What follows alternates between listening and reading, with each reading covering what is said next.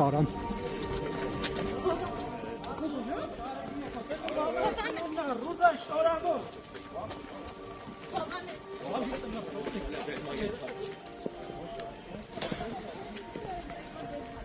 Մարդը կաթողիկոսի անունով կաթողիկոսը Գարեգի երկրորդն է։ Կաթողիկոսի, բայց քեք սախում գլխի։ Ուշտիգարում նստում եք որ չկա ենթարկում, ի՞նչ ա եղել։